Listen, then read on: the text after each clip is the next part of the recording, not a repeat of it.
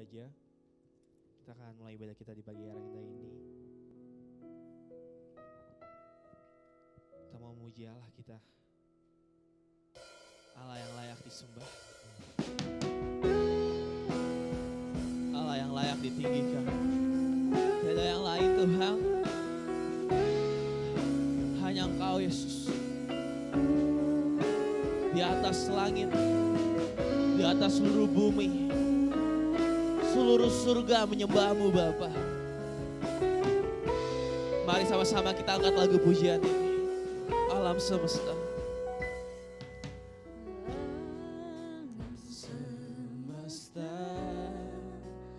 melukiskan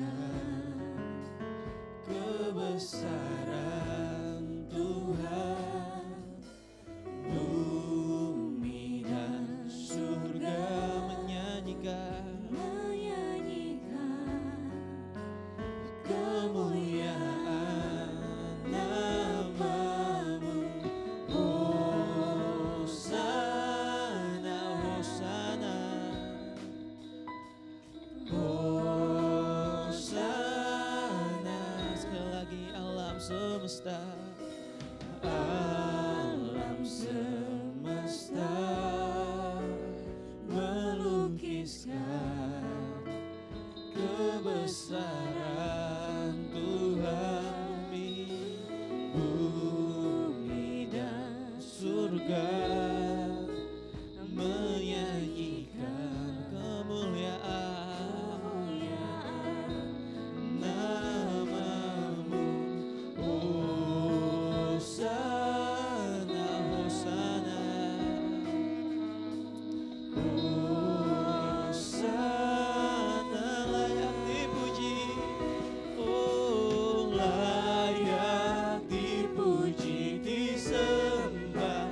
Kaulah yang bertata dulu, sekarang dan selamanya. Raja atas segala raja, nama-Mu besar termulia. Nama-Mu besar Tuhan. Kau yang layak disembah, Kau yang layak disembah. Tidak ada yang lain Tuhan, tidak ada yang lain. Dan kasih Kristus, saya undang semuanya untuk bangkit berdiri. Dan mari kita nyanyikan lagi kembali dari awal. Alam semesta, alam semesta melukiskan kebesaran Tuhan. Bumi dan surga melukiskan, menyanyikan kebesaran kemuliaan nama-Mu. Hosana, Hosana, Hosana. Layak dipuji, layak dipuji, disembah. Kaulah yang bertata dulu, sekarang dan selamanya. Raja atas segala raja, nama-Mu besar termulia. Layak dipuji, oh layak dipuji, disembah. Kaulah yang bertata dulu, sekarang dan selamanya. Raja atas segala raja, nama-Mu besar termulia. Mari kita sembah Dia, sembah Dia. Oh Yesus, sembah Kau, menyembah-Mu Tuhan, sembah Dia.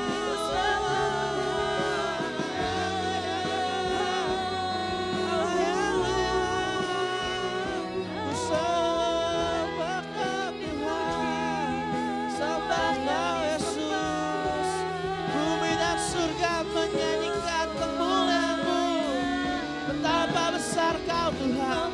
Betapa mulianya kasih-Mu Bapa. Haleluya.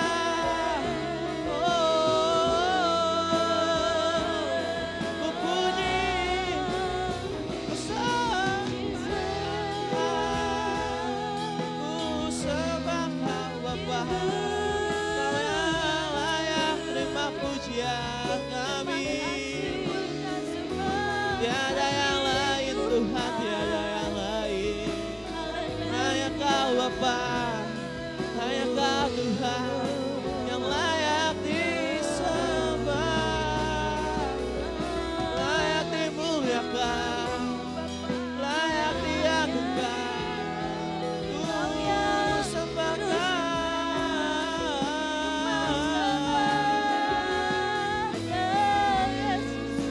alam semesta menyembah-Mu dan meninggikan-Mu Tuhan, memuliakan-Mu Bapa. Hosana, Hosana, Hosana. Sekali lagi Hosana. Hosana, Hosana bagi Raja. Hosana layak dipuji, disembah. Kaulah yang bertata dulu, sekarang, dan selamanya. Oh Raja, Nama-Mu besar, terpulang. Sebab Kau yang layak dipuji dan disembah.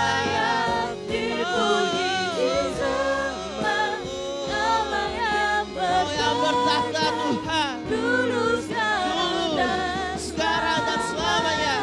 Oh Raja atas segala raja, Nama-Mu besar, terpuji. Sebab Nama-Mu besar, termulia. Nama-Mu besar, termulia.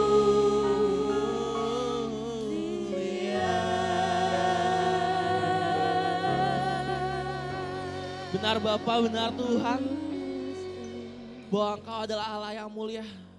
Kami akui dengan iman kami bahwa Engkau Allah yang besar Tuhan. Dan kami yakin Allah yang mulia, Allah yang besar, Allah yang penuh kuasa, Allah yang penuh keajaibannya hadir di tempat ini Tuhan. Kami mengundang Engkau Tuhan, hadir di setiap hati Tuhan. Biarlah ibadah kami Tuhan gak cuma men-entertain kami, gak cuma menghibur kami Tuhan, kami mendapatkan dampak yang baik Tuhan. Biar Engkau bekerja, Engkau berkarya Tuhan. Urapan-Mu terjadi Bapa, kuasa-Mu terjadi Tuhan, mujizat-Mu terjadi Tuhan. Terima kasih Tuhan Yesus. Kami siap untuk memulai ibadah ini dengan iman. Di dalam nama Tuhan Yesus Kristus kami telah berdoa juga mengucap syukur. Haleluya. Amin. Berikan tepuk tangan yang meriah bagi Tuhan kita, Tuhan Yesus Kristus. Haleluya.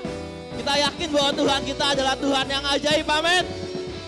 Kita juga percaya dan setuju bahwa Tuhan kita adalah Allah yang kuat. Amin. Sama-sama kita dengarkan lagu dari awal. Meskipun musuh di depanku, rintangan menghadang langkahku, ku tahu sungguh siapa? Engkau bersamaku.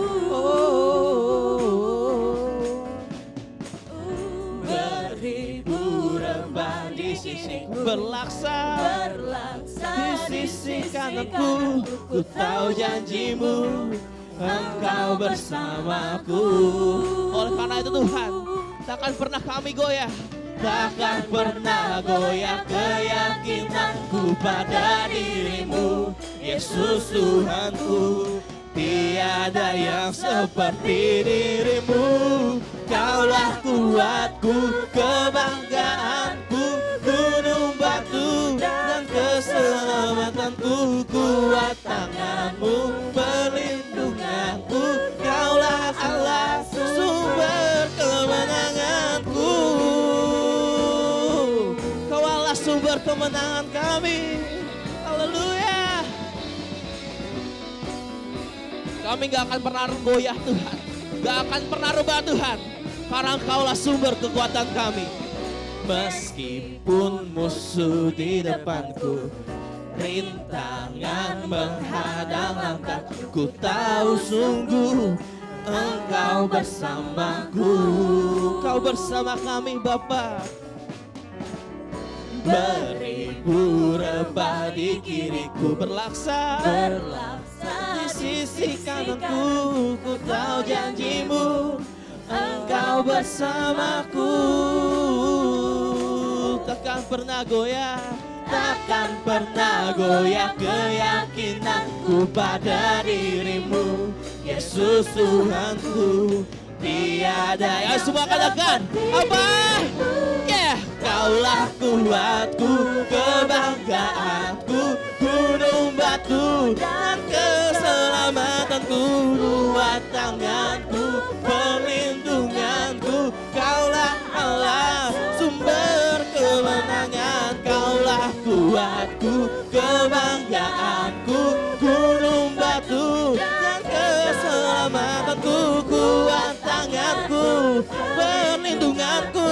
Kaulah Allah. Sekali lagi sama-sama katakan, Kaulah kuatku, penambahanku, gunung batu dan keselamatanku, kuat gagahku, perlindunganku. Kaulah Allah, sumber kemenanganku. Kaulah sumber kemenangan kami Tuhan. Kemenanganku. Berikan tepuk tangan yang meriah buat Tuhan Yesus.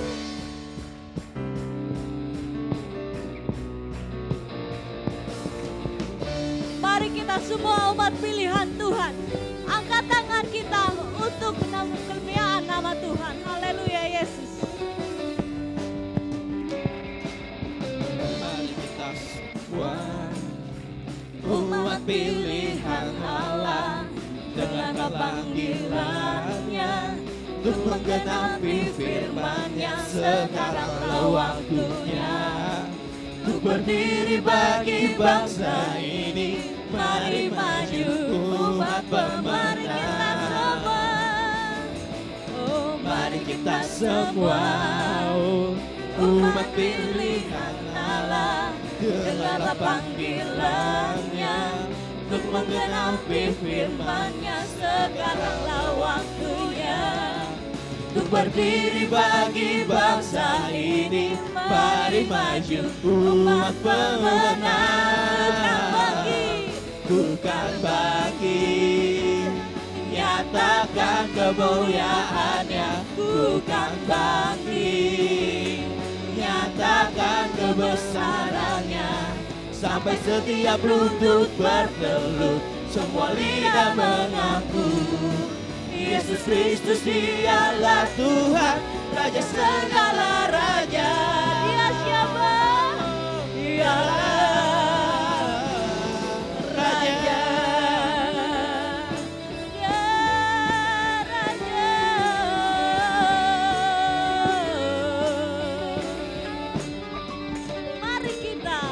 Mari kita semua umat pilihan Allah, dengarlah panggilan-Nya untuk menggenapi firman-Nya. Sekaranglah waktunya untuk berdiri bagi bangsa ini. Mari maju umat pemenang. Sing again, mari kita semua. Mari kita semua umat pilihan Allah, dengarlah panggilan-Nya untuk menggenapi firman.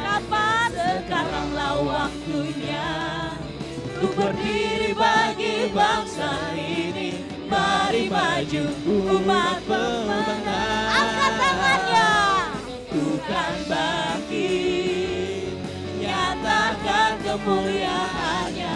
Bukan bangkit, nyatakan kebesaran-Nya.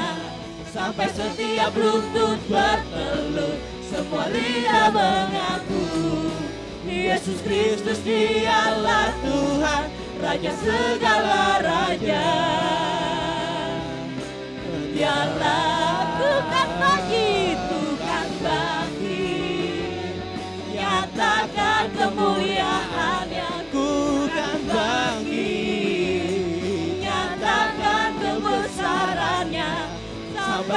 setiap lutut bertelut, semua lidah mengaku Yesus Kristus dialah Tuhan, Raja segala raja.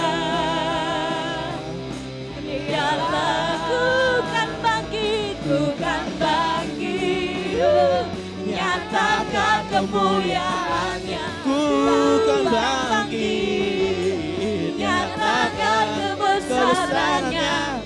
Sampai setiap lutut bertelut, semua lidah mengaku Yesus Kristus dialah Tuhan, Raja segala raja. Dia siapa? Dialah Raja, dia Raja, dialah Raja.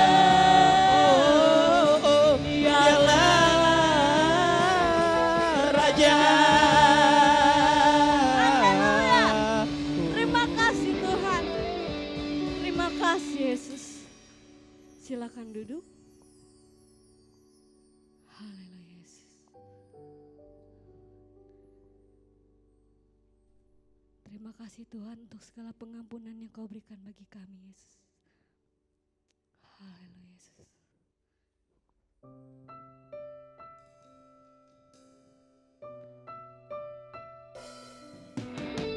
Setiap salah dan dosa kami Tuhan sudah dihapuskan oleh darah-Mu. Haleluya Yesus.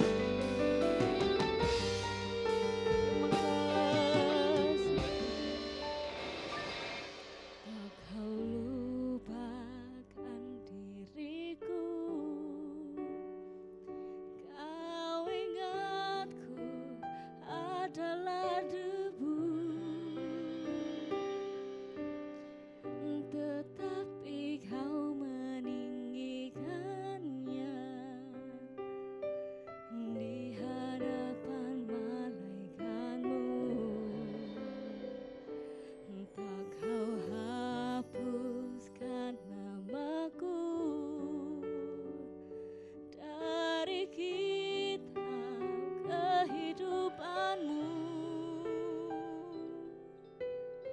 Engkau tak malu mengakuinya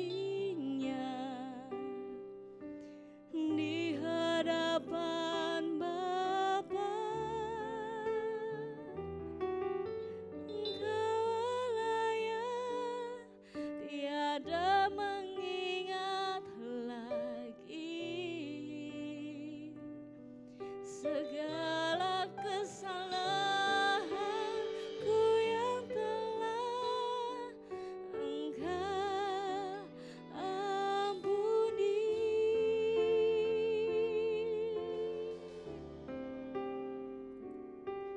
Walau dosaku merah bagaikan kesumba, Engkau menjadikanku putih seputih bulu domba. Sundong sejemaah untuk bangkit berdiri. Kita mau angkat lagu ini dari awal. Tak Kau lupakan diriku Tuhan, tak Kau lupakan diriku. Kau ingatku adalah debu, tetapi Kau meninggikannya di hadapan malaikat-Mu. Tak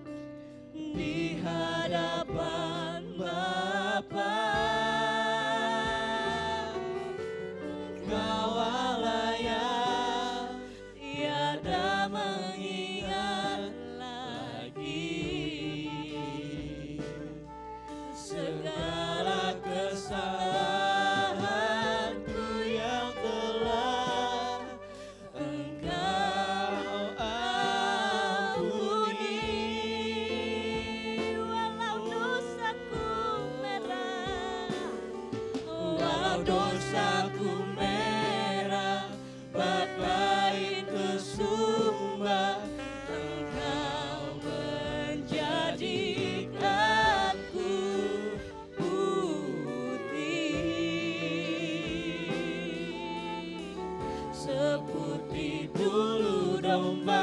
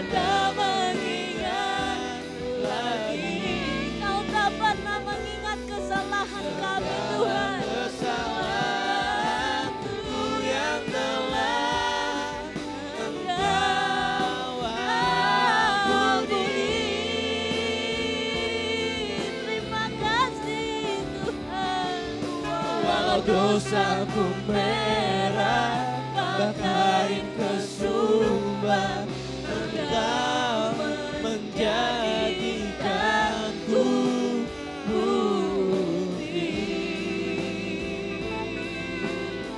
seperti bulu domba, seperti bulu domba Tuhan. Kau ubahkan kami, ubahkan kami Bapa, kami yang hina Bapa, kami yang penuh dengan dosa Tuhan. Kau tebus kami Bapa, Kau ubahkan kami Bapa, kami yang gak layak Tuhan, kami yang gak layak menjadi layak karena Engkau Tuhan, karena Engkau Bapa.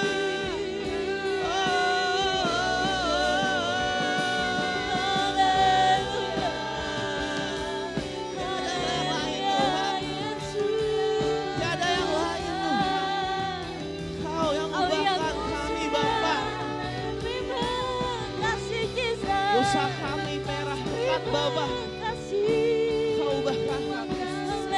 Terima kasih Tuhan, terima kasih Tuhan, Allah yang penuh kasih, Allah yang penuh kemurahan. Terima kasih Yesus, terima kasih Bapa. Terima kasih Tuhan.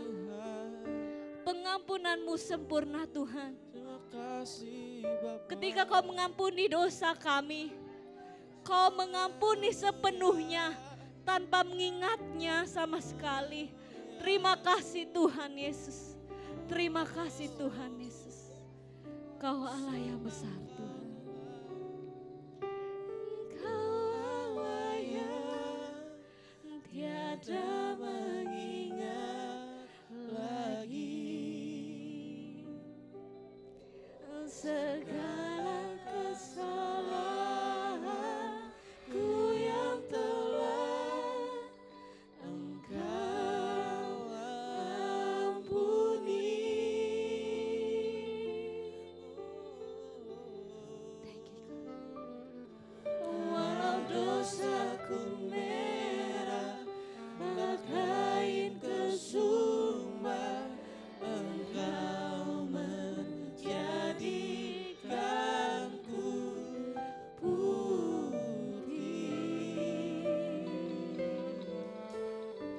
seperti bulu domba.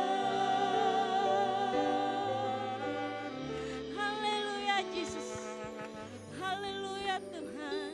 Terima kasih Tuhan. Terima kasih Bapa. Terima kasih ya Roh Kudus. Kami bersyukur memiliki Allah yang penuh kasih dan pengampun seperti Engkau Tuhan.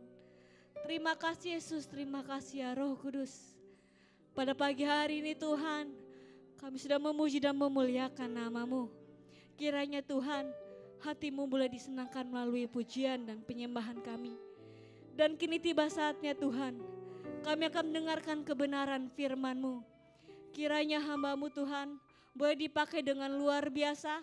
Kiranya apa yang disampaikan boleh menjadi bekal yang luar biasa untuk setiap pribadi kami. Sehingga kami boleh menjadi anak-anak-Mu yang semakin sesuai dengan kehendak-Mu Bapa. Terima kasih Yesus, terima kasih ya Roh Kudus. Kami juga akan memberikan persembahan. Kiranya setiap tangan yang memberi, Kau yang membalas mereka, Kau yang memberkati mereka berlipat-lipat kali ganda. Terima kasih Tuhan, terima kasih ya Roh Kudus. Kami mau memberi dengan sukacita di dalam nama Tuhan Yesus Kristus. Kami berdoa dan mengucap syukur. Haleluya. Amin. Saya persilakan duduk. Kita akan memberikan korban persembahan. Bagi yang bertugas saya persilakan waktu dan tempatnya.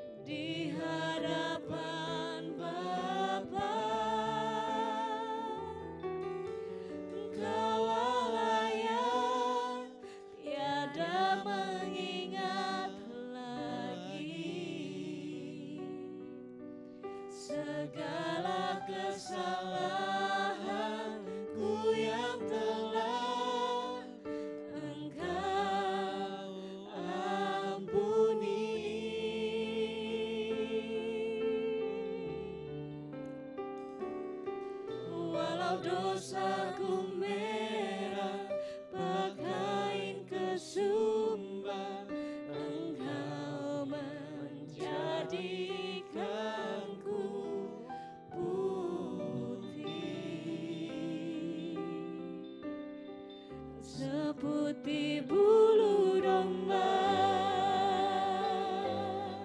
Kau Allah yang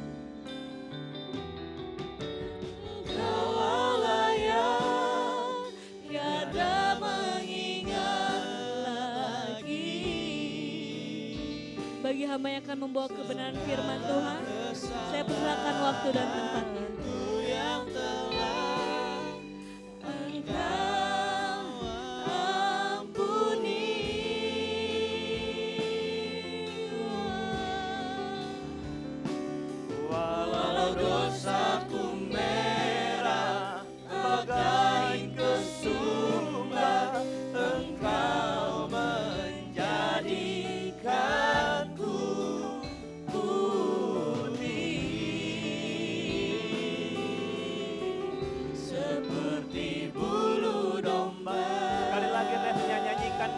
Saudara, katakan dari hatimu, Kau Allah yang takkan pernah mengingat segala kesalahan kita.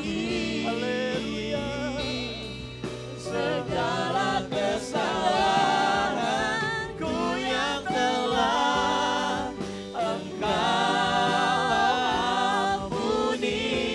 Haleluya. Walau dosaku merah bagaikan kesumba, Engkau menjadikanku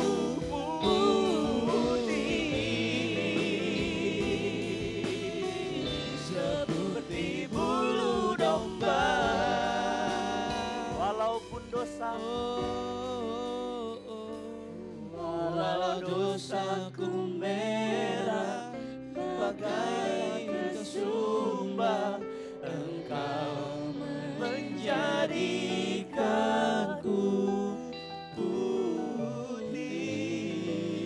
seperti bulu domba. seperti bulu domba. Beri pujian buat Allah kita yang ajaib. Haleluya. Pelayan Tuhan boleh datang kembali ke tempat. Jika saudara nyanyi lagu ini, saudara meresapinya, merasakannya, menikmatinya, saudara akan terkagum-kagum. Haleluya.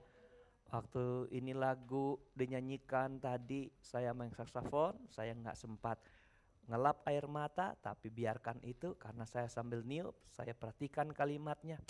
Betapa dahsyat sebenarnya lagu ini. Haleluya.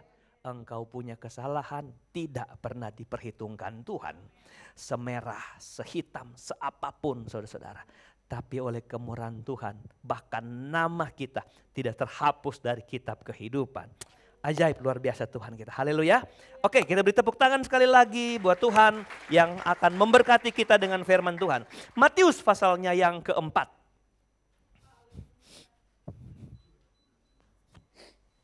Matius pasal 4, saya baca cepat sekali lagi ayat ini. Ini ayat minggu lalu, saya sudah janji kita akan melihat berapa makna dalam peristiwa tentang Yesus dicobai iblis. Minggu lalu sudah seri pertama, kita lihat bagian yang lain dari kekayaan firman Tuhan.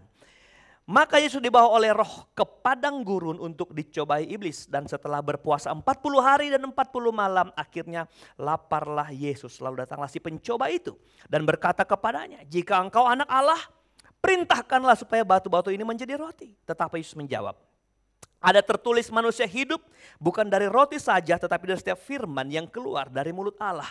Kemudian iblis membawanya ke kota suci dan menempatkan dia di bumbungan bait Allah. Lalu berkata kepadanya, jika engkau anak Allah, jatuhkanlah dirimu ke bawah. Terima kasih.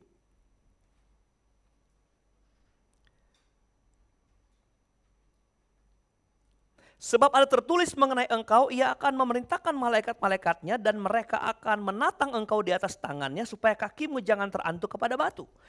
Yesus berkata kepadanya, ada pula tertulis, jangan engkau mencobai Tuhan Allahmu. Dan iblis membawanya pula ke atas gunung yang sangat tinggi dan memperlihatkan kepadanya semua kerajaan dunia dengan kemegahannya. Dan berkata kepadanya, semua itu akan kuberikan kepadamu jika engkau sujud menyembah aku. Maka berkatalah Yesus kepadanya, enyahlah iblis, sebab ada tertulis, engkau harus menyembah Tuhan Allahmu dan hanya kepada dia sajalah engkau berbakti. Terakhir, lalu iblis meninggalkan dia dan lihatlah malaikat-malaikat datang melayani Yesus. Tidak ada pelayanan spesial dari malaikat kalau kita belum lulus dari gurun pencobaan. Haleluya. Minggu lalu saya sudah bilang kenapa iblis dicobai. Saat mana? Saat dia dibaptis. Haleluya. Tapi siang ini saya mau bicara tentang pribadi yang dicobai. Kita mau belajar pribadi yang dicobai. Ayat 1 bilang begini. Ayat 1. Maka Yesus dibawa oleh Roh ke padang gurun untuk apa? Dicobai oleh iblis. Iblis yang mencobai, yang dicobai adalah siapa? Yesus. Saya ulang, iblis yang mencobai, yang dicobai adalah siapa? Yesus. Kalau kita bertanya siapa yang dicobai, tidak ada yang lain di ayat-ayat ini. Hanya satu, Yesus. Yesus yang dicobai. Pertanyaannya adalah, siapakah Yesus? Kita mau belajar tentang siapa yang dicobai hari ini. Ingat, khotbah ini ada tentang orang Kristen dan pencobaan. Jadi Anda pulang hari ini, Anda bawa makna tentang kalau aku orang Kristen, apa sikap saya menghadapi pencobaan. Haleluya. Oke, kita belajar. Siapakah yang dicobai? Yang dicobai adalah Yesus. Siapa Yesus? Siapa Yesus yang dicobai? Yesus banyak. Kalau dalam ilmu, dalam teologi, kalau kita belajar menjawab sebuah pertanyaan dalam Alkitab, misalnya ada satu kata yang harus dijawab, maka jawaban itu harus diambil dalam kalimat, dalam satu ayat yang sama. Kalau jawabannya tidak ada di ayat yang sama, maka jawabannya harus kita ambil di pasal yang sama. Kalau di pasal yang sama tidak ada, kita cari di pasal-pasal sebelum dan sesudahnya. Jadi kita mau cari tahu siapa Yesus ini, kita cari di ayat yang sama. Kalau nggak ada, di pasal yang sama. Kalau nggak ada, di pasal-pasal tetangganya. Kalau nggak ada di pasal-pasal, kita cari di satu kitab yang menulisnya, itu Matius. Kalau Matius pun tidak ada, baru kita ke kitab-kitab yang lain. Maka itu kontekstual. Kita cari siapakah Yesus yang dicobai di padang gurun ini. Maka kita menemukan jawaban tentang Yesus di ayat-ayat tetangga. Ayat tetangga yang kita temukan adalah ayat sebelumnya, yaitu 2 ayat ke belakang. Ayat mana itu? Minggu lalu kita sudah baca. Coba ayat 16 dan 17 pasal 3. Kalau dulu Alkitab nggak pakai ayat, nggak pakai pasal, semua ditulis, aslinya begitu tulis. Yang penting, jadi urutannya begitu, memudahkan orang belajar Alkitab, ditaruhlah pasalnya, ditaruhlah perikopnya, judulnya supaya orang bisa paham. Nah, kita lihat siapakah Yesus yang dicobai di padang gurun oleh iblis. Sesudah dibaptis, Yesus segera keluar dari air dan pada waktu itu juga langit apa? Terbuka. Dan Yesus melihat, halo, yang melihat apa? Roh Allah seperti burung merpati turun ke atasnya. 17. Lalu terdengarlah suara dari sorga yang mengatakan, inilah anakku yang kukasihi, kepadanya lah aku berkenan. Ayat 18 tidak ada, langsung ayat 1 pasal 4, betul? Oke, jadi siapakah Yesus yang dibawa iblis, yang dicobai iblis di padang gurun? Yesus itu adalah Yesus yang ini, yang dijelaskan ayat 17 dan ayat 16 dan 17. Yesus yang setelah baptis, dia keluar dari baptisan, Alkitab berkata Roh Allah turun ke atas dia. Yesus yang mana yang dicobai iblis? Yesus yang dipenuhi dengan Roh Kudus. Catat ini, Yesus mana yang dicobai iblis? Yesus yang dipenuhi Roh Kudus. Alkitab bilang lalu dia mendengar suara dari sorga, inilah anakku yang kukasihi. Yesus yang mana yang dicobai setan, dicobai iblis? Yesus yang adalah anak Allah. Dia bukan hanya anak Allah, tapi dikatakan dia anak yang dikasihi. Semua boleh jadi anak, tapi enggak semua dikasihi. Tapi Yesus di mata Bapa sebagai ayahnya, sebagai bapaknya, Yesus adalah anak yang dikasihi. Sudah dapat 2, siapa Yesus yang dicobai iblis? Adalah Yesus yang penuh Roh Kudus, yang hidup dalam tuntunan Roh Kudus. Kedua, Yesus adalah anak Allah yang dikasihi. Yang ketiga, siapa Yesus itu? Yang hidupnya berkenan kepada Tuhan. Berkenan itu artinya sesuai, seimbang, selaras dengan Bapaknya. Haleluya. Jadi Yesus itu yang dicobai iblis adalah, saya ulang. Yesus yang penuh Roh Kudus, yang adalah anak Allah yang dikasihi. Lalu kemudian dia hidupnya berkenan kepada Tuhan. Waktu kita tahu siapa Yesus yang dicobai iblis, maka jadi pertanyaan bagi kita sekarang. Sampai hatikah iblis mencobai Yesus? Pertanyaannya adalah apakah iblis tahu siapa dia? Dalam ilmu pertarungan atau pertandingan, saudara, kalau orang mau bertanding harus kenali lawannya dulu dong. Haleluya. Haleluya, nanti tanggal 28 ada pertandingan bulu tangkis sekota Tangerang, Noah diikut sertakan. Dia rengek-rengek, aku harus ikut tapi harus bikin ID atlet saudara. Dan sudah dikasih fotokopi, rapor sekolah, tanda tangan kepala sekolah, KTP, orang tua, kakak, kartu kelahiran. Keluar akhirnya. Pas keluar dia salah. Tahunnya 2011, ditulis tahun 2012. Sementara pertandingan ada kelompok umur saudara. Jadi saya bilang jangan sampai dia menang di kelompok yang salah. Saya bilang klarifikasi usianya. Saya tanya, keluarlah nama-nama petarung bulu tangkis. Ada kan di grup aku dimasukkan. J, kalau kamu kelompok umur ini J, ini nama-namanya J. Kamu kenal gak dia? Kenal Pak. Kalau dia kemana aku lawan, kalah dia Pak. Kenapa? Wah payah dia Pak, dia payah lob belakang. Oh gitu ya. Kalau ngalahin lawan, kalau mau melawan, harus kenali lawanmu. Hello? Tinju harus kenali dulu mana pukulan terbaiknya dan mana kelemahannya. Haleluya. Tanya, iblis kenal gak Yesus? Kenal gak dia? Sampai dia berani melawan. Kenal gak? Mari kita cari tahu. Apakah iblis kenal Yesus? Markus 1 ayat 23 dan 24. Markus 1 ayat 23-24. Pada waktu itu di dalam rumah ibadat itu Ada seorang yang kerasukan roh jahat, kerasukan setan, kerasukan iblis. Roh itu apa? Berteriak. Catat ini kata berteriak. Bukan cuman babise, tahu babise? Berbisik.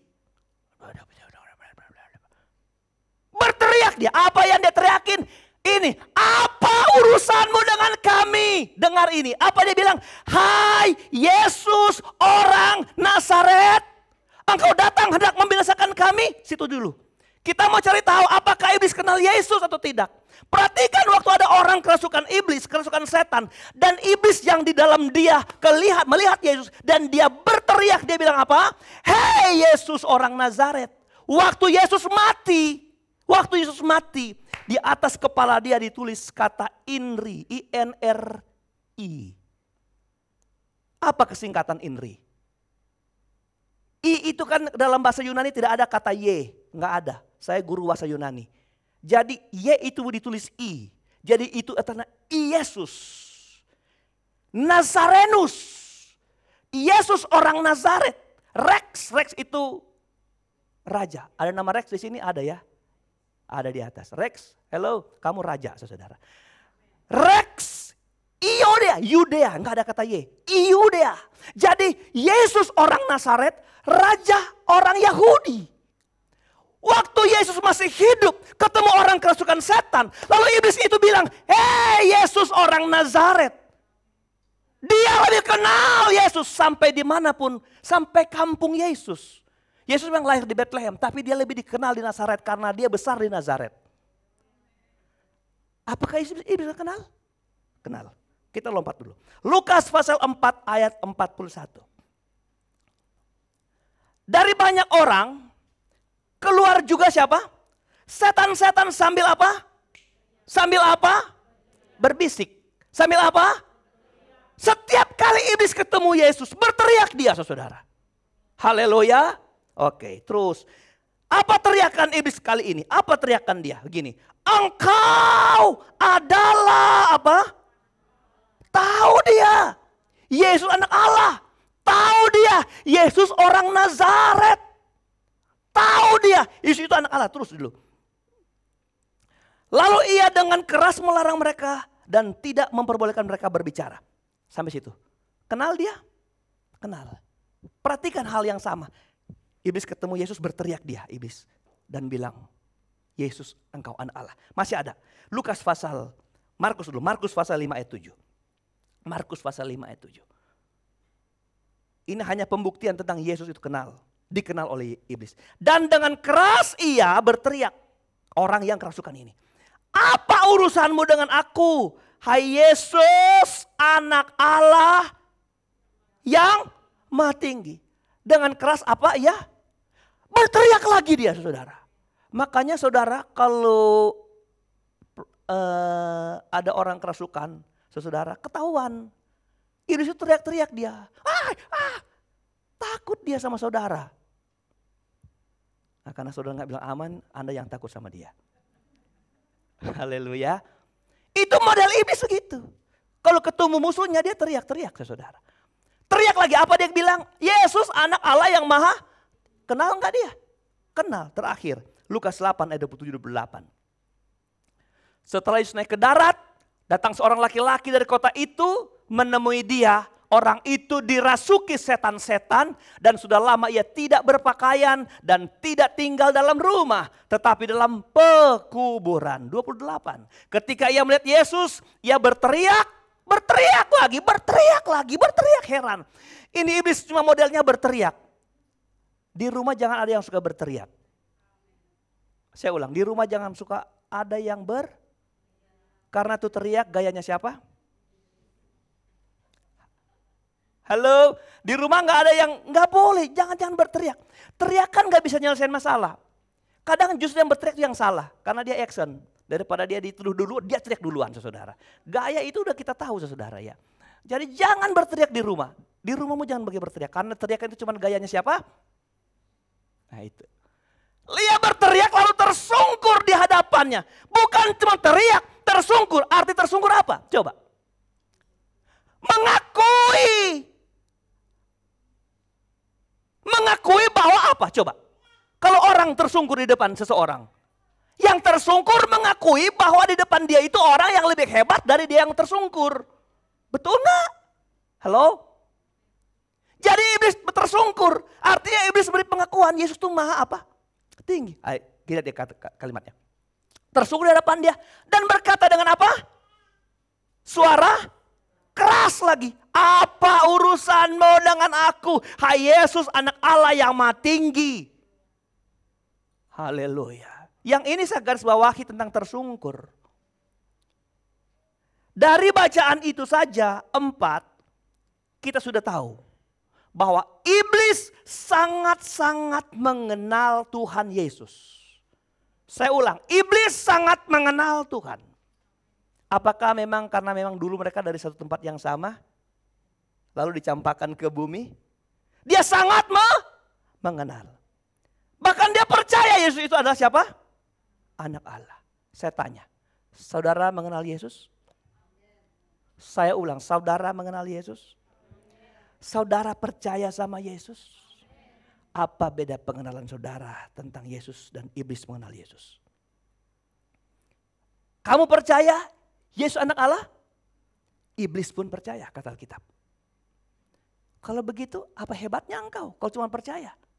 Karena iblis yang masuk neraka, iblis yang akan dibuang ke neraka pun percaya. Lalu apa bedanya kita percaya sama Tuhan? Sama iblis juga tahu Yesus itu anak Allah. Apa bedanya coba? Supaya engkau bisa bedakan. Kalau orang tanya, kamu percaya Tuhan gak? Percaya, tapi setan pun percaya loh. Dia anak Allah. Lalu bedanya apa? Kamu percaya, iblis percaya. Bedanya apa coba? Yang berani menjawab, bukan yang pintar menjawab. Yang berani aja. Karena berani menjawab belum tentu benar. Si Benny. Apa Ben?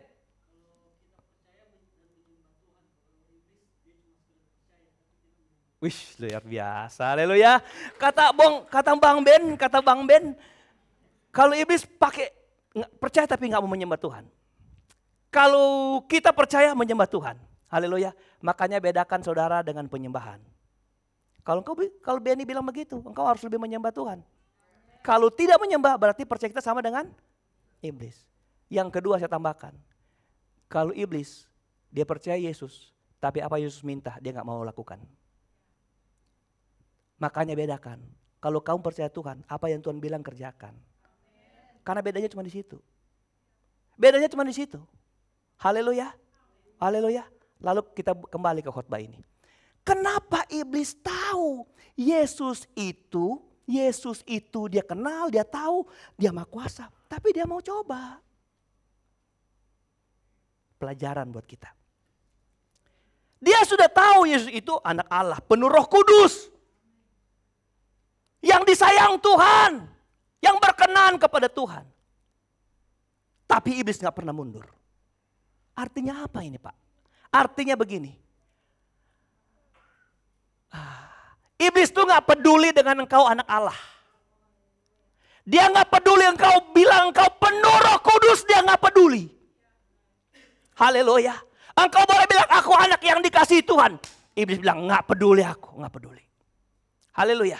Iblis gak peduli. Makanya jangan petantang-petenteng kalau sudah mengaku penuh Roh Kudus. Jangan petantang-petenteng kalau engkau percaya Tuhan, mengenal Bapa dan bilang aku anak Allah, lalu hidupmu foya-foya. Jangan. Karena dia gak pandang bulu. Iblis gak pandang bulu. Karena anak Allah saja, penuh Roh Kudus saja, yang dikasihi Bapa saja, dia cobai. Pertanyaannya, apalagi kita? Haleluya. Siapa kita, saudara? Kalau dibandingkan dengan iblis, kita bukan tandingannya, bukan. Nggak level kita, nggak level. Apalagi level. Nggak level. Nggak bisa menang. Haleluya. Kalau begitu apa yang kita mesti buat? Mengenal dulu ini, mengenal dulu. Kalau Yesus yang kita sembah, Raja dari segala raja, dicobai, apalagi kita. Jadi pulang dari gereja ini, pikirkan ini. Tuhan, aku harus hidup berjaga-jaga setiap waktu. Karena iblis tidak pernah memandang bulu. Kalau Tuhan aja dicobai, apalagi aku Tuhan. Maka kita perlu berhati-hati setiap waktu. Kenapa iblis mau mencobai Yesus? Sekalipun dia udah tahu Yesus itu anak Allah. Dan lebih hebat, dia tunduk, dia takluk. Karena dia tahu apa? Yesus itu ancaman terhadap dia. Haleluya. Yesus itu ancaman terhadap kerajaan setan. Saudara, kita baca Alkitab. Yesus itu ancaman, Yesus itu ancaman. Jadi iblis coba, saudara. Matius pasal 4 ayat 23. Haleluya. Perhatikan ini ya, perhatikan. Kenapa setan ngotot menjatuhkan Yesus? Biar sekalipun Yesus dia tahu lebih, siapa tahu ada kans, saudara. Ya. Sebelum saya jawab ini dulu begini. Kenapa Yesus ngotot? Kenapa iblis ngotot? Pertama saya bilang, karena dia punya pengalaman dengan triknya, dengan strateginya. Nanti minggu depan kita bicara strategi. Saudara hadir supaya jangan ketinggalan. Saudara yang hadir pertama, sayang ya, ini kedua Anda hadir. Ketiga, besok kita bicara strategi. Sebenarnya ada catatan sini, cuma saya lihat waktu tadi pagi pun enggak cukup. Kenapa? Iblis pernah menang dengan strategi di padang gurun. Dia pernah mengalahkan Adam dan Hawa. Benar nggak? Adam dan Hawa takluk. Nggak usah Adam dan Hawa. Setelah Adam dan Hawa, nggak usah pikir orang-orang yang lain dalam kitab Perjanjian Lama. Semua tumbang. Musa pernah dikalahkan. Abraham pernah dikalahkan. Ishak pernah dikalahkan. Yakub pernah dikalahkan. Tahu kan ceritanya? Sampai istrinya dibilang adiknya, karena dia penakut. Apalagi saudara? Daud apalagi? Pernah hancur lebur. Jadi pengalaman ini dia pikir kalau iblis mampu dia kalahkan. Kalau iblis pikir iblis mampu kalahkan Yesus. Saudara, makanya dia berani. Tapi yang ingin kita bahas, karena dia juga tahu Yesus itu ancaman. Sudah Matius 4 ayat 23. Saya mau baca 4 ayat lagi, perhatikan baik-baik ini. Yesus pun berkeliling ke seluruh Galilea, mengajar dalam rumah-rumah ibadat, ngajar, memberitakan firman Allah, memberitakan Injil, kerajaan Allah. Terus kerajaan Allah. Serta, perhatikan, melenyapkan segala penyakit dan kelemahan di antara bangsa itu. Saudara, salah satu pekerjaan iblis adalah membuat kelemahan-kelemahan dan penyakit. Di cerita Alkitab kan ada orang yang penyakit ayan, seorang anak penyakit ayan yang dirasuk setan. Jadi dia penyakit itu sakit ayan karena kerasukan setan. Ada penyakit yang disebabkan oleh iblis dan membuat kelemahan-kelemahan. Oke, tahan aja situ dulu. Kita baca yang lain. Matius 12 ayat 26. Matius 12 ayat 28. Tetapi jika aku mengusir setan dengan kuasa roh Allah, maka sesungguhnya, perhatikan ini. Kalau kalau Yesus mengusir setan dengan kuasa roh Allah, itu artinya sesungguhnya kerajaan Allah sudah datang kepadamu. Jangan pindah, saya baca ayat yang tadi yang kita lompati. Matius 4 ayat 23. Yesus pun berkeliling di seluruh Galilea. Ia mengajar dalam rumah-rumah ibadat dan memberitakan apa? Injil kerajaan Allah. Ayat ini bilang, waktu Yesus mengusir setan dengan kuasa roh Allah, sesungguhnya kerajaan Allah sudah datang kepadamu. Anda lihat, Injil kerajaan Allah dan iblis dikalahkan itu berdampingan. Haleluya. Waktu beritakan Injil kerajaan Allah, iblis dikalahkan. Beritakan Injil kerajaan Allah, penyakit-penyakit yang disebabkan iblis dikalahkan. Haleluya. Jadi apa? Ini juga jawaban bagi kita. Apakah engkau hidup dalam kerajaan Allah atau tidak?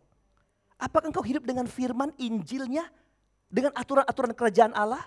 Saya pikir aturan-aturan kerajaan Allah itu adalah firman Tuhan. Engkau hidup di dalamnya. Engkau sedang mengalahkan setan.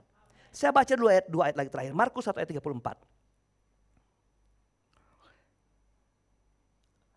Ia menyembuhkan banyak orang. Sekali lagi menyembuhkan banyak orang. Yang menderita bermacam-macam penyakit dan apa? Mengusir banyak setan. Situ aja dulu. Jadi apa? Penyembuhan dan pengusiran setan itu selalu berdampingan. Sekarang strategi setan gini. Kalau kita baca tadi kan setan itu lalu dia telanjang, dia nggak pakai baju, lalu dia nggak mau tinggal di rumah, tapi dia tinggal di mana? Di mana tadi? di kuburan. Setan-setan dulu begitu. Setan-setan sekarang sudah urbanisasi, saudara. Dia sudah urbanisasi. Dia udah nggak mau tinggal di kuburan nih sekarang. Dia sekarang sudah milih yang terang-terang, saudara. Yang kelap-kelip, dung dung dung dung dung. Nah, dia kebanyakan ada di situ sekarang. Gitu, saudara. Nanti kita lihat strateginya minggu depan. Makanya hadir minggu depan. Setan udah nggak suka kuburan, saudara ya. Apalagi kuburan sudah megah-megah sekarang. Jadi itu penyakit yang biasa zaman dulu. Iblis melemahkan orang dengan begitu. Makanya hanya pemberitaan firman kerajaan Allah yang bisa kalahkan iblis. Haleluya. Jadi ancaman nggak bagi iblis? Ancaman. Semakin banyak orang sembuh, semakin banyak orang dipulihkan, semakin banyak orang diubahkan, maka dia semakin terperosok, tersudut, saudara. Haleluya. Kenapa? Makanya itu saya harus berani melawan Yesus. Begitu. Ayat 8 Matius pasal 10. Ini perhatikan baik. Ayat 8 Matius pasal 10. Kalau bisa baca ayat 7 nggak masalah. Ayat 7. Ini saya bicara ayat 7. Pergilah. Ayat 7 dulu. Pergilah dan apa? Beritakanlah apa? Kerajaan sorga sudah dekat. Tadi kerajaan Allah. Tadi saya sedang belajar tentang arti kerajaan sorga dan kerajaan Allah. Saya sedang belajar. Sebenarnya ketika Matius selalu bicara kerajaan sorga. Matius nggak berani tulis kerajaan Allah. Karena apa? Karena kata Allah tidak boleh disebut dengan sembarangan pada waktu itu. Maka diubah sorga. Tapi itu bukan perjalanan itu ya. Itu cuma pemberitahuan singkat. Jadi sama. Pergilah dan beritakan apa? Kerajaan sorga. Apa yang diberitakan? Tak pasti Injil. Sama Yesus tadi kan. Ketika Injil diberitakan, Injil kerajaan Allah. Ayat 8. Beritakan itu, sudah dekat. Ayat 8, perhatikan. Apa itu? Sembuhkanlah orang sakit. Bangkitkanlah siapa? Orang mati. Jadi kalau ada orang mati bisa bangkit sekarang itu bukan mustahil. Karena itu perintah Yesus kepada murid-muridnya. Apa? Tahirkanlah orang apa? Kusta. Penyakit yang disebut hanya kusta. Kenapa? Karena kusta penyakit apa? Penyakit najis. Gak ada obatnya pada waktu itu. Dan orang kusta terhukum. Dibiarkan sampai mati dia dengan kustanya. Gak ada obat. Dan itu disebut penyakit dosa. Berarti kalau orang kena kusta, nggak perlu selidiki apa dia berdosa, enggak. Sudah pasti dia berdosa. Zaman itu, makanya cuma disebut, nggak dibilang sakit kutil, nggak bisa. Tapi sakit kusta. Terus apa? Usirlah apa? Setan-setan. Karena Yesus pada waktu itu tahu bahwa setan memakai penyakit. Waktu orang sakit dalam kuasa setan, banyak orang lemah dan setan bersorak-sorak. Tapi kalau disembuhkan oleh berita kerajaan Allah, maka iblis semakin terperosok. Semakin tersudut. Maka itu saudara, kalau kita mau hidup sebagai anak Allah, salah satu kerahasianya adalah engkau harus hidup dalam kerajaan Allah. Haleluya. Hidup dalam firman-Nya setiap waktu. Karena ternyata hanya kerajaan Allah, hanya firman kerajaannya yang bisa memenangkan kita dari setiap siasat jahat iblis. Amin saudara. Bagaimana engkau bisa mengakui tentang Yesus? Mengakui bahwa hidup saudara adalah orang yang hidup dalam kerajaan Allah. Engkau harus cinta ibadah. Karena di ibadah engkau dapat firman. Haleluya. Engkau harus cinta ibadah. Karena di ibadah engkau dapat apa? Dapat firman. Jadi kita dapat prinsip di sini adalah bahwa sekalipun pertama, iblis tuh gak peduli dengan kamu anak Allah, penuh Roh Kudus, gak peduli dia saudara. Kedua, dia itu mau menyerang siapa saja yang menjadi ancaman bagi kerajaan iblisnya. Saudara. Pelayananmu adalah ancaman bagi setan. Kenapa saya bilang begitu? Yesus tuh biang dari semua kuasa mengalahkan setan. Benar gak saudara? Dia punya potensi. Lalu dia kasih sama orang-orang. Pergi kalahkan setan. Sembuhkan yang sakit. Tahirkan yang kusta. Bangkitkan yang mati. Saudara. Setiap orang yang mau tampil di dalam sebuah pelayanan pekerjaannya Tuhan, dia itu menjadi sasaran empuk dari kuasa kegelapan. Semua orang Kristen akan diserang setan, semua. Tapi panah-panah terbaik dari iblis akan disasarkan kepada siapa? Orang yang mau terjun dalam sebuah pelayanan. Kalau main catur, biar kamu habisin semua perwiranya, tidak habisin rajanya, belum menang saudara. Haleluya. Siapa yang jadi sasaran iblis? Orang-orang yang mau maju. Tapi Anda gak usah khawatir. Kalau dipercayakan sesuatu, kerjakan. Haleluya. Kalau kau dipercayakan untuk terima tamu, yang kau hanya bilang shalom Pak, lalu senyummu lebih banyak dari bahasamu, dari kalimatmu. Gigimu terlalu lama dikeringkan sama angin, saudara. Pas tutup gak bisa. Tapi kalau itu pekerjaan Tuhan, kerjakan. Haleluya. Karena di saat itulah engkau mau menjadi pemenang. Orang-orang yang melayani Tuhan adalah orang-orang yang sementara mengisi, mencas dirinya dengan potensi ilahi. Apa pengakuan kitab Wahyu? Kitab Wahyu itu kitab menceritakan sorga. Waktu orang-orang masuk sorga, orang-orang yang mengalahkan iblis, apa kitab Wahyu bilang tentang orang-orang yang mengalahkan setan? Apa? Ada lagunya, makanya kita nyanyikan aja lagunya. Apa lagunya? Iblis dikalahkan.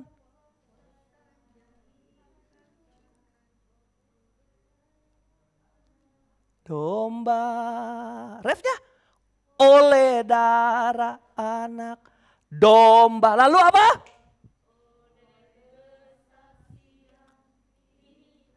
Haleluya. Jadi iblis dikalahkan apa?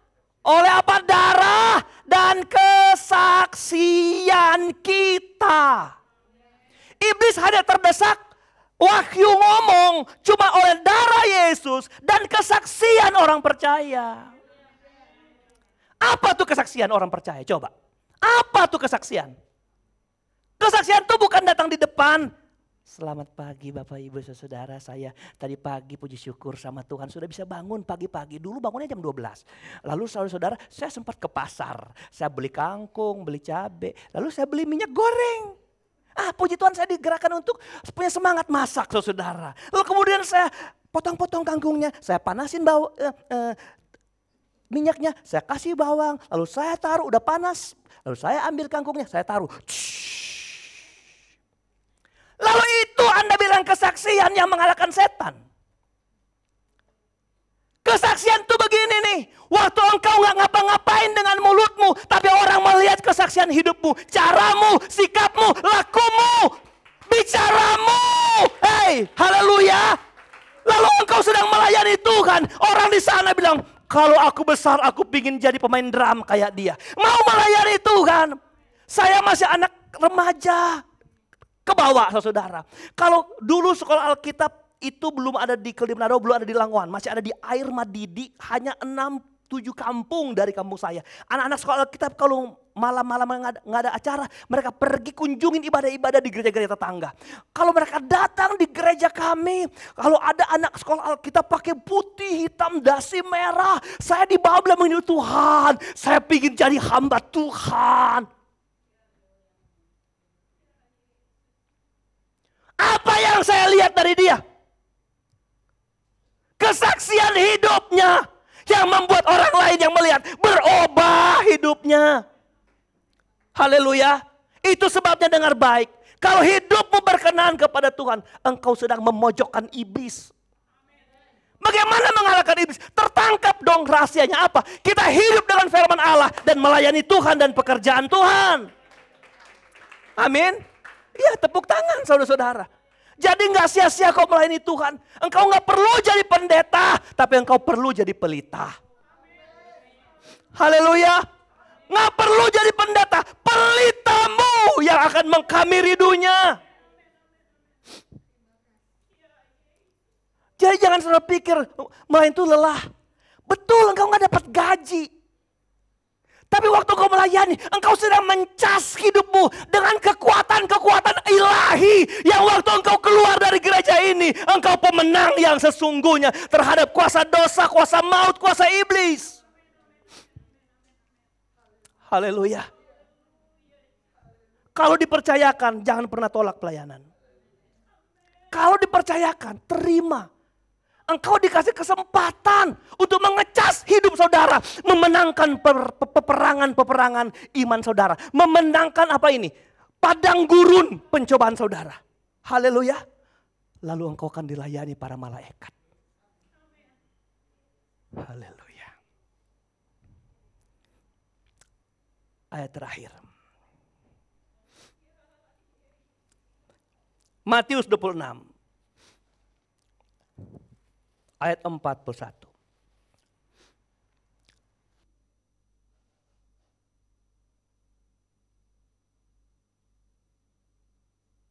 Saudara. Oke, ayat terakhir. Hari ini engkau pulang, engkau sadar iblis gak pernah takut dengan saudara. Tapi engkau harus lebih tahu kalau iblis gak bisa lawan Yesus. Iblis sebenarnya gak bisa lawan hidup saudara.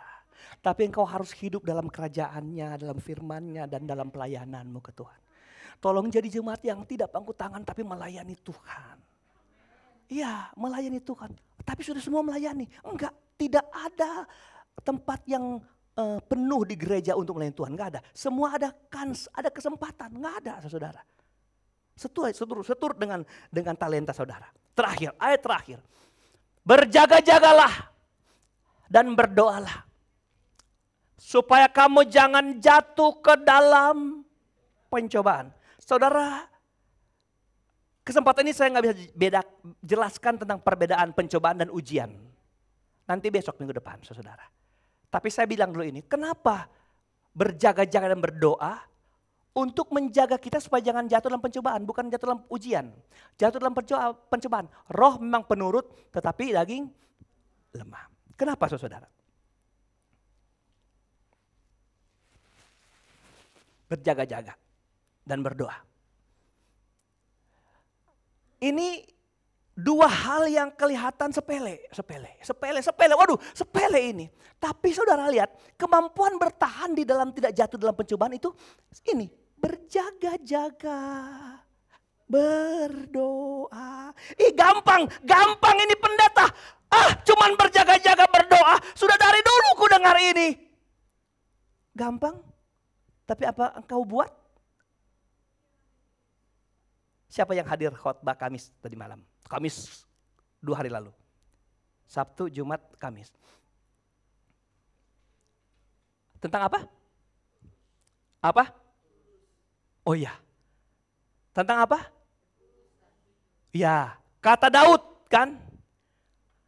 Kiranya ketulusan dan kejujuran mengawal aku. Terus.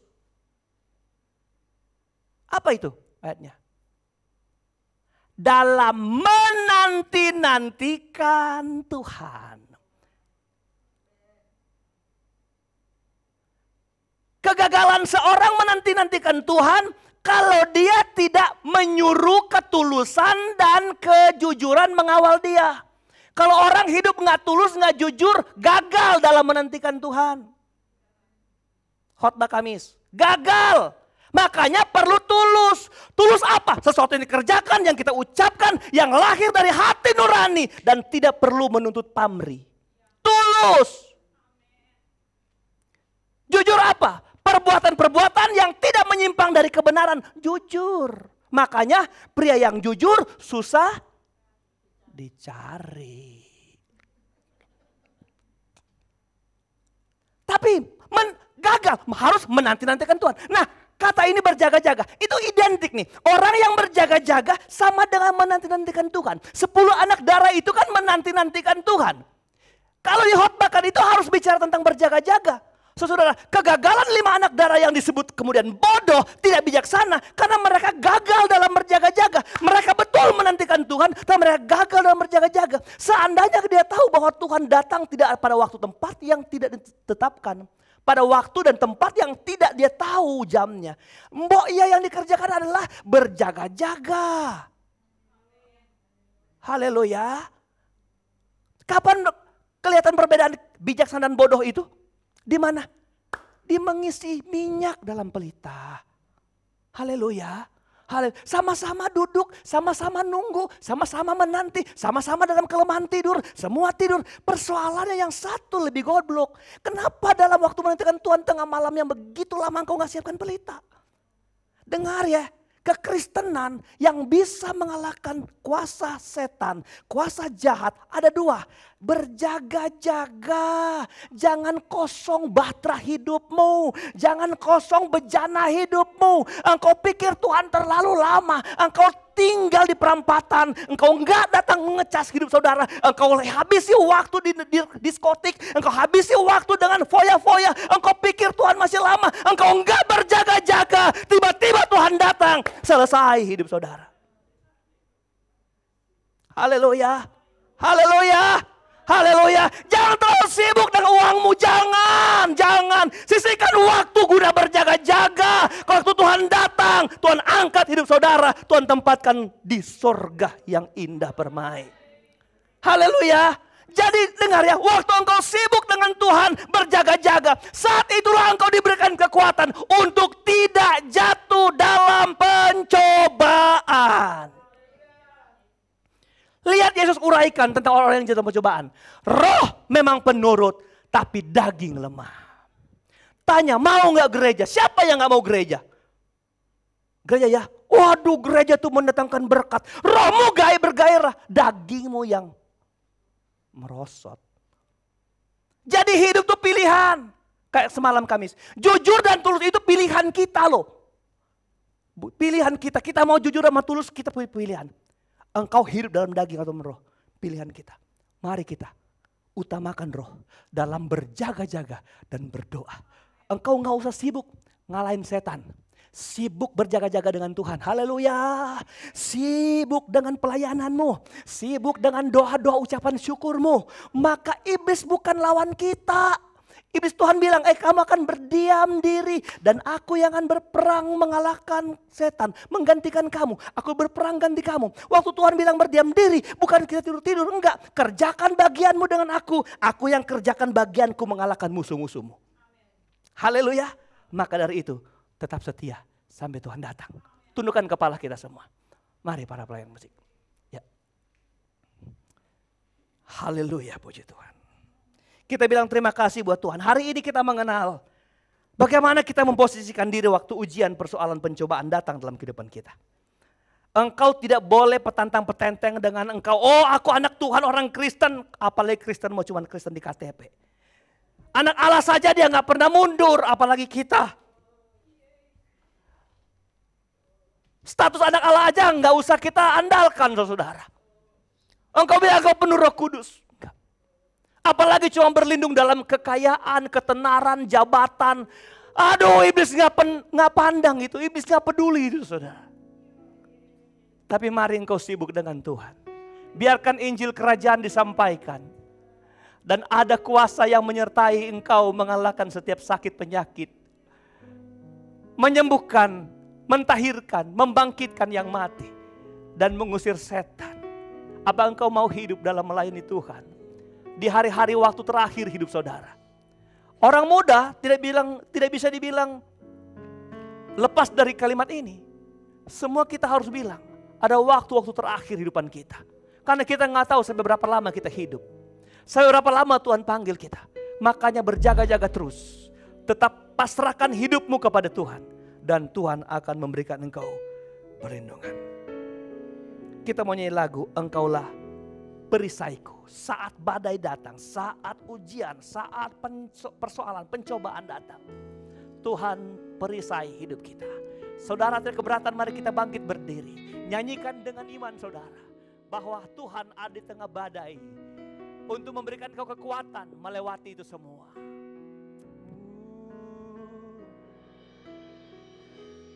Engkaulah perisaiku.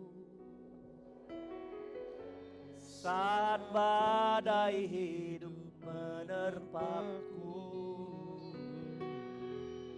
Firman-Mu di dalamku. Haleluya. Tenangkan jiwaku, engkaulah perisai. Nyanyi dengan hatimu. Nyanyi dengan imanmu. Jangan hanya sekedar engkau hafal lagu ini, tapi simak, serap maknanya dalam hatimu. Bahwa Tuhan kalau tak jadi perisai dalam kita, bahaya hidup kita.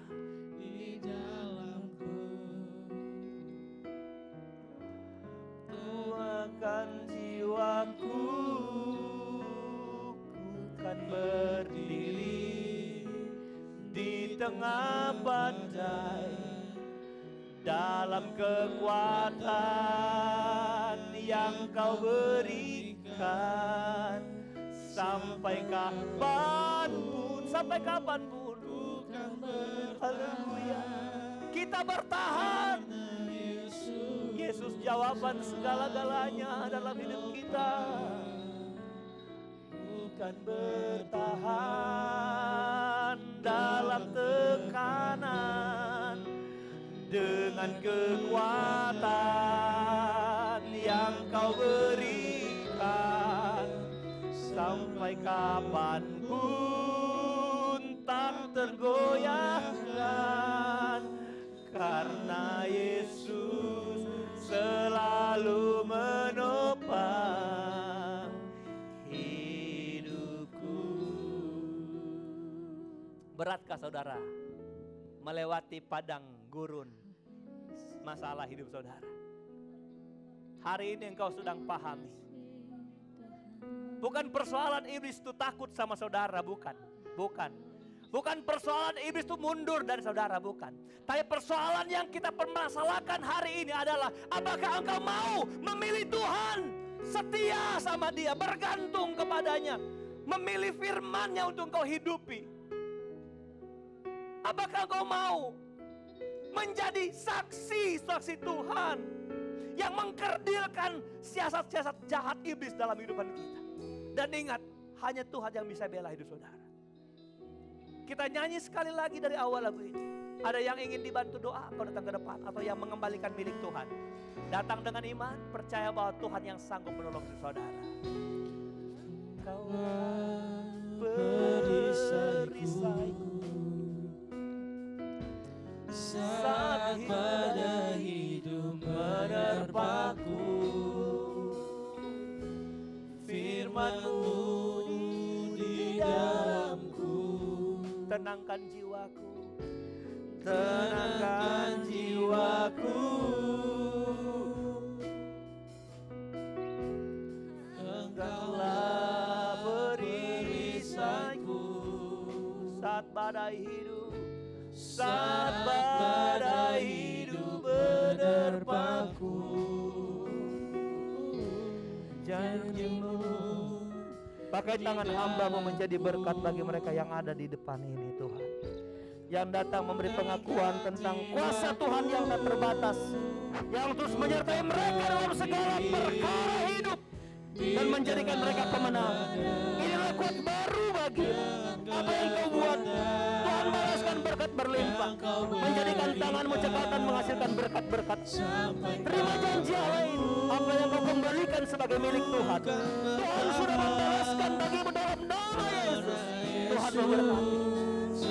Di hari penuh kuasa, anugerah, keberkatan Tuhan mengalir hidupmu, menguasai engkau, ibu. Tuhan menciptaimu dari segala-galanya. Menyelamatkan jiwa di dalam Yesus. Tuhan memberkati. Jadilah anak muda tergoyahkan,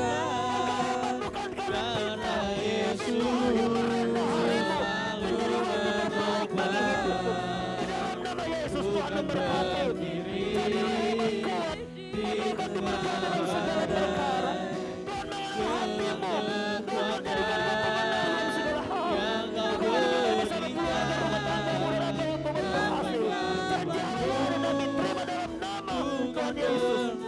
Kemurahan, kebaikan Tuhan mengalir dalam hidupmu. Sangat memenangkan kehidupan hatimu. Bertahan dari korban bakaran dan Allah ubah hidupmu.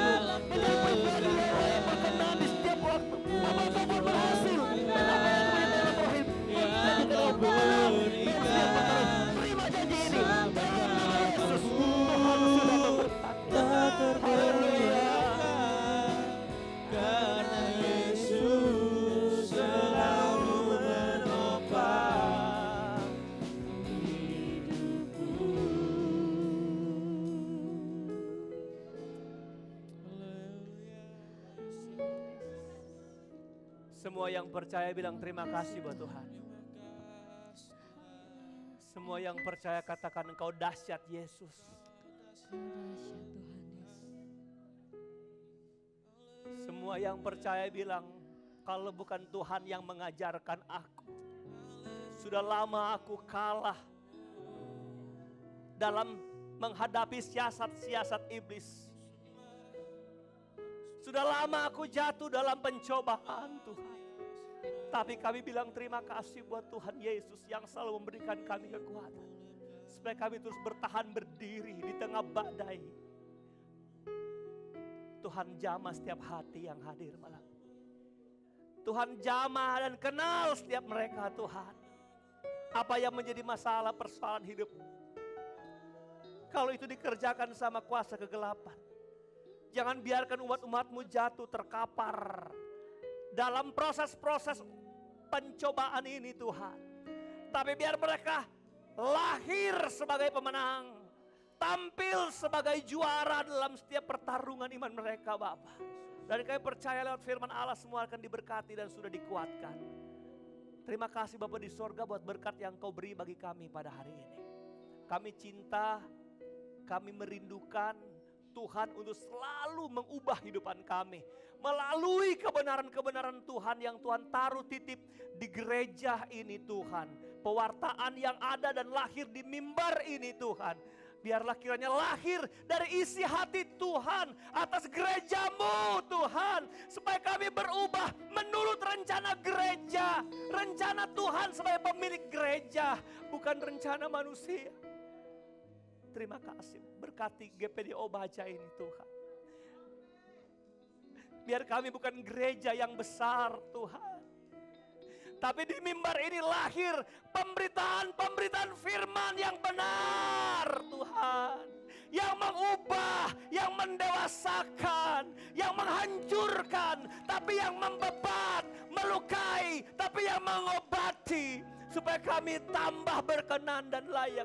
Seperti yang Tuhan rindu dan Tuhan mau dihidupkan. Terima kasih buat kebenaran Tuhan. Semua yang ambil bagian melayani diberkati Tuhan. Dari depan halaman gereja ini sampai ke atas mimbar ini. Di altar ini. Allah balaskan berkat.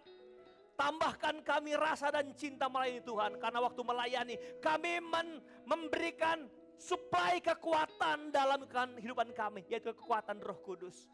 Balaskan berkat mereka Tuhan berlimpah-limpah. Kami yang duduk, yang bertepuk tangan, yang mengangkat tangan dengan hati. Kami pun tahu kami sedang menyembah dan melayani Tuhan. Balaskan berkat berlimpah. Dan lebih kumpulkan kami kembali di ibadah-ibadah yang akan datang. Memuliakan dan mengagungkan akan nama-Mu Tuhan. Terima kasih Bapa di surga. Dahsyat luar biasa Tuhan melawat kami. Jemaat yang tidak bisa hadir karena sakit Tuhan sembuhkan. Karena lemah Tuhan beri kekuatan. Karena bimbang Engkau tetapkan mereka. Satu hal yang kami minta. Biar firman itu bekerja di setiap hati umat-umat Tuhan. Menggairahkan mereka. Memberi semangat baru. Untuk terus datang melayani Tuhan dan setia kepada Tuhan. Terima kasih Bapa di sorga. Ini ucapan syukur doa kami. Sertai langkah pulang kami. Jauh dekat jalan kaki berkendaraan Tuhan sama menolong sampai kami tiba di rumah masing-masing dengan selamat yang daripada Tuhan. Dan akhirnya kami mengangkat tangan kami dan hati kami di hadapan Tuhan. Dengan iman kami pulang membawa berkat, anugerah, damai sejahtera, kasih sayang, sukacita, penghiburan, kekuatan, serta urapan yang dari Allah Bapa, Putra, dan Roh Kudus. Yaitu dalam kasih karunia Tuhan Yesus Kristus menyertai sekalian kita yang tetap setia. Sekarang, besok, dan sampai hari Maranatha. Tuhan Yesus datang kembali. Mengucap syukur kami berdoa. Haleluya. Haleluya. Haleluya. Terpujilah nama-Mu. Segala puji dan hormat, kemuliaan dan kuasa bagi Dia selamanya, bagi Dia selamanya, bagi Dia selamanya.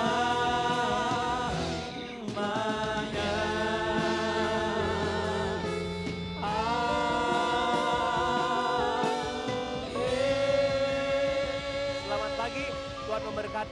Silakan duduk sebentar, sebentar saja. Minta waktu. Ada panitia Natal di sini yang mau sampaikan pengumuman. Kalau nggak ada sih ada. Oh ya. Ya. Ada yang baru pertama kali hadir?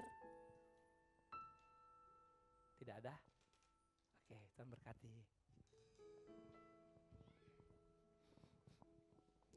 Baik, puji Tuhan. Kami minta waktu sebentar. Puji Tuhan kalau panitia Natal di tempat ini sudah dilantik dan sudah mulai bekerja, yang dikomandoi oleh Bapak Ansori. Dan sesuai hasil rapat panitia hari Minggu yang lalu, bahwa Natal kita akan kita laksanakan pada tanggal 17 Desember 2022 di tempat ini. Dan untuk pelaksanaan Natal itu kita membutuhkan anggaran biaya. Dan biayanya kurang lebih 30 juta. Oleh sebab itu dalam kesempatan ini kami sebagai panitia meminta kerjasama dari seluruh jemaat untuk kita bersama-sama di dalam mensukseskan acara Natal ini. Dan salah satu cara yang kami lakukan adalah ada kotak persembahan di tempat ini. Siapa yang tergerak hatinya, mari kita memasuki kolektor kita di tempat ini yang akan kita lakukan setiap minggu. Dan selain itu juga nanti ada juga janji-janji email yang dilakukan oleh panitia. Mungkin itu yang bisa kami sampaikan dalam kesempatan ini. Kami ucapkan terima kasih.